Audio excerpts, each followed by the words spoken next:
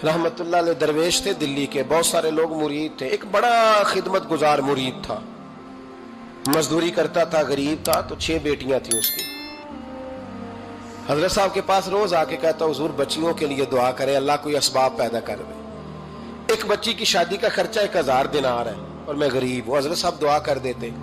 खानका शरीफ के थोड़े ही फासले पर, हजरत जहां बैठ के मुरीदों की तरबियत करते थे, उससे थोड़ा ही फासले पर ना एक ईसाई रहता था, बड़ा मालदार था, बड़ी सारे ऊंट, गायें, भेड़, बकरियां रखी हुई थी और हजरत शरफुद्दीन रहमतुल्लाह अलैह की बड़ी मुखालफत करता था।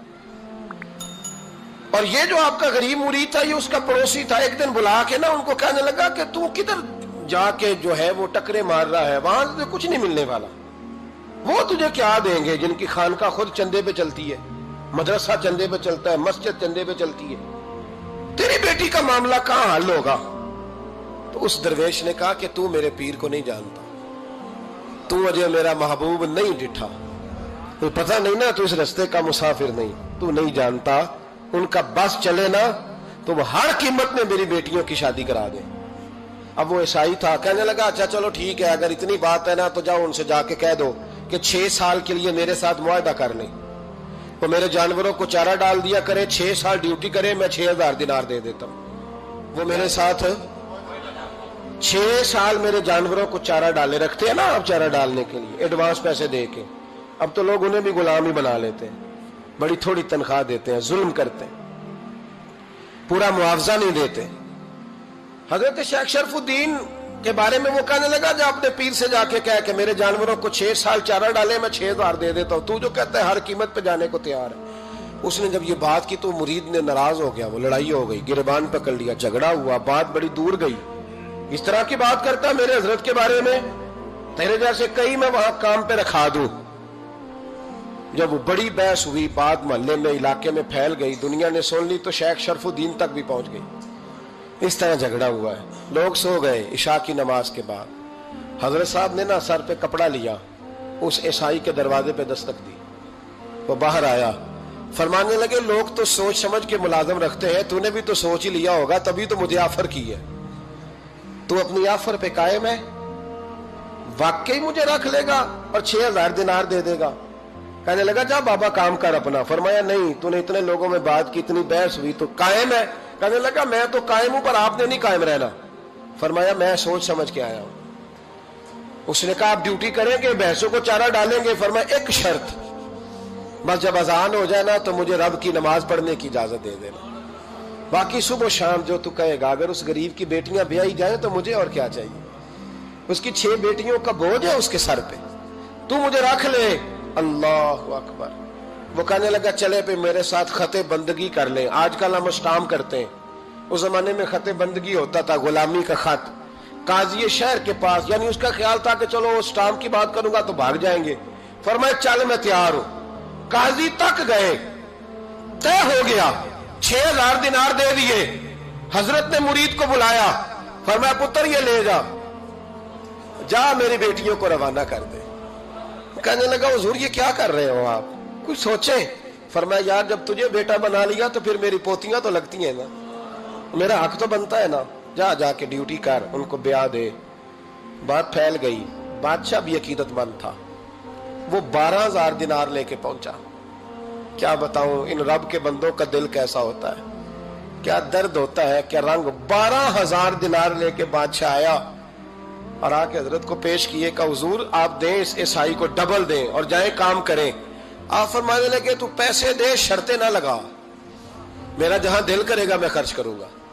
मुझे तो मजा ही अब आने लगा है, अभी तो लुत्फ आ रहा है, अभी तो जायका आया है कुछ करने का।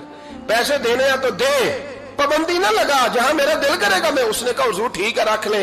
हजरत ने फजर मस्जिद में पढ़ी, जेब में 12000 दिनार थे, ऐलान फरमाया भी किसी और की बेटी भी बैठी है तो पैसे मेरे पास है। वो 12000 दिनार भी बांट दिया और 12000 दिनार बांट के ना तो फिर चले गए खेत में चारा काटने। उस ईसाई को किसी ने बतलाया कि उनके पास तो 12000 आया है, पर तुझसे जान नहीं छुड़ाई उन्होंने। कि वादा ये हुआ था कि 6 देंगे तो जाएंगे, जब तक देंगे नहीं तेरे घर में काम करेंगे। वो ना चारा काट रहे थे, हजरत साहब तो वहां पहुंच गया, दूर जाके खड़ा हो गया, कहने लगा बाबा پہلے تو میں نے مسلمانوں کے اخلاق سنے تھے، اب تو میں نے دیکھ بھی لیے، پر یہ بتا جب 12,000 آیا تھا جان کیوں نہیں چھڑائی؟ تو حضرت چارہ کاٹتے کاٹتے رو پڑے، فرمانے لگے تو نہیں نہ جانتا یہ بیٹیاں سانجھی ہوتی ہیں، پتہ نہیں نا؟ میرے رسول پاک نے تو حاتم تائی کی بیٹی کے سر پہ کپڑا رکھ کے کہا تھا بیٹیاں برابر ہوتی ہیں، تو یہ نہیں پتا جب اس کی 6 بیٹیوں کی شادی ہوئی ہے میرے اندر روحانیت کتنی بڑی ہے۔ فرمایا پھر 12,000 آیا ہے تو 2-4 بچیاں پھر گئی ہیں، تجھے نہیں پتا میں اندر سے راضی کتنا ہوں، میں تیری نوکری کرتا رہوں گا، پتہ نہیں اللہ کتنی بیٹیوں کو بیاہ دے گا۔ اتنا رویا وہ عیسائی کے پیروں میں بیٹھ گیا، کہنے لگا بابا میں نے تیری مخالفت کی ہے پر تیرے قریب آ کے پتہ چلا ہے کہ تو بہت اونچے اخلاق کا مالک ہے، اور اگر تیرا یہ مقام ہے تو تجھے اخلاق سکھانے والے محمد عربی کی شان کتنی ہوگی۔ ظالم کی بولیے جاتے نہیں لوگ جھوٹے گواہ بن کے، وکیل صاحب کو نہیں پتا ہوتا کہ یہ بندہ مجرم ہے جو میرے پاس آیا، کیا مجرموں کے وکیل نہیں ہوتے؟ بولے تو اس کو پتہ نہیں ہوتا وکیل صاحب کو کہ یہ صاحب مجرم ہے، میرے پاس مقدمہ لے کے آئے، اور اگر بے ادبی نہ ہو جائے تو میرا خیال ہے قاضی عدالت کو بھی پتا ہوتا ہے کہ مجرم کون ہے اور مظلوم۔ میرے نبی پاک صلی اللہ علیہ وسلم نے اس قدر زیادہ سختی فرمائی اس مسئلے میں، فرمایا جس کو پتا تھا کہ فلاں آدمی ظالم ہے، ظلم کر رہا، پھر وہ ظالم کا گواہ بنا یا اس نے ظالم کی مدد کی، کتنی کی؟ شارحین لکھتے ہیں چاہے اس نے ایک جملہ بول کے کی، چاہے ایک، سارے بولیے، چاہے ایک غریب کو اس نے ظلم کیا تو کہتے ہیں علاج یہ سی، چاہے ایک جملہ بول کے کی، شارحین اس حدیث کی شرح میں لکھتے ہیں ایک جملہ بول کے چاہے مدد کی، جس بندے نے کسی ظالم کی مدد کی کسی مقدمے میں یا کسی صورت میں اور اسے پتا تھا یہ ظالم ہے، میرے نبی پاک صلی اللہ تعالی علیہ وسلم فرماتے ہیں اگر اس نے مدد کی، ابھی ظالم کی بات نہیں ہو رہی، ظالم کے مددگار کی بات ہو رہی، اگر کسی نے ظالم کی مدد کی تو حضور فرماتے ہیں خدا بھی اس سے بری و ذمہ ہے، رسول بھی اس سے بری و ذمہ ہے۔ سنبھال کے رکھے اپنی نمازیں، قربانیاں، حج، زکوٰۃ سنبھال کے رکھے۔ اگر ظالموں کا مددگار ہے، الیکشن آ لینے دے، آپ کو نظر آ جائے گا کون کون ظالموں کا مددگار ہے، نظر آ جائے گا۔ اپنی جیب سے لوگ پیسے دے کے ظالموں کی مدد کریں گے، ان کے فلیکس چھپوائیں گے، بورڈ لگوائیں گے، جیبوں سے پیسے دے کے۔ ہم نے خود آگ لگائی ہے چمن میں اپنے، بے سبب گردشی ایام کو الزام نہ دو، ہم نے خود نور کا ظلمت سے کیا ہے سودا، کر کے توہین سحر شام کو الزام نہ دو۔ ظالموں کے مددگار میدان میں آ گئے، یہ چھوٹا لفظ نہیں، میرے حبیب پاک صلی اللہ علیہ وسلم نے فرمایا جو ظالم کا مددگار ہے سن لے جو سجن کے ساتھ کچہری جاتا ہے، وہ یاد رکھے جو دوست کا گواہ بنتا ہے، وہ یاد رکھے جو کہتا ہے میں مانگی گیا تھا، مجھے بلایا گیا تھا قبضہ چھڑانے کے لیے کسی غریب بیوہ کی جائیداد پہ، وہ سن لے تو مدد کر کے نہیں آیا، تو خدا کے ذمے سے نکل گیا ہے۔ رسول پاک نے فرمایا تیرا میرا تعلق ختم ہو گیا، تو ظالم کا مددگار ہو گیا، پھر تو کہتا میں بے چین ہوں، میں بے قرار ہوں، میں آزمائش کا شکار ہوں، پلٹ کے دیکھ تو صحیح تیرا گناہ کتنا بڑا ہے۔ میرے نبی پاک صلی اللہ علیہ وسلم کا ایک اور فرمان سن لیں، ابن ماجہ ابو داؤد میں موجود ہے، اس حدیث کو آپ نے یاد کر لینا ہے، کر لیں گے انشاءاللہ، سارے کہیے انشاءاللہ، کر لیں گے یاد۔ حضور صلی اللہ علیہ وسلم نے فرمایا اگر تو ظالم کی مدد کرے گا نا، یہ لفظ دل کی تختی پہ لکھ لینا، یہ مکافات عمل ہے، مکافات عمل دنیا، ادھر کرو گے تو ادھر بھرو گے۔ فرمایا اگر تو کسی ظالم کی مدد کرے گا، سن لے حضور کا فرمان ہے، اگر تو ابن ماجہ ابو داؤد سیاہ میں موجود ہے، فرمایا اگر تو کسی ظالم کی مدد کرے گا تو رب تعالیٰ مرنے سے پہلے تیرے اوپر بھی ظالم کو مسلط کر دے گا، تیرے اوپر بھی ایک دفعہ ظلم ضرور ہوگا اگر تو ظالم کی، وہ کسی صورت میں بھی ہو سکتا ہے، کسی صورت میں بھی تیرا بیٹا ہی اٹھ کے ظلم کر دے گا، تو الجھ جائے گا، کسی نہ کسی جگہ تیرے لیے تباہی کا سامان ہوگا، تیرے اوپر ظلم ہوگا، اس لیے کہ تو ظالموں کا مددگار ہے۔ چاہیے یہ تھا کہ تو مظلوم کی مدد کرتا، انسانی ایمانی یقین کا فریضہ سر انجام دیتا، تو ظالموں کا مددگار ہو گیا۔ ٹٹول کے دیکھ لیں، رزلٹ نکال کے دیکھ لیں، ہمارے زمانے میں ظالموں کے مددگار زیادہ ہیں، اتنی لمبی زبانیں نکال کے ظالموں کی مدد کرتے ہیں، بڑے بڑے کالم نویس اللہ نے انہیں قدرت دی لکھنے کی، تو اپنا قلم ظالموں کی مدد میں خرچ کرتے ہیں۔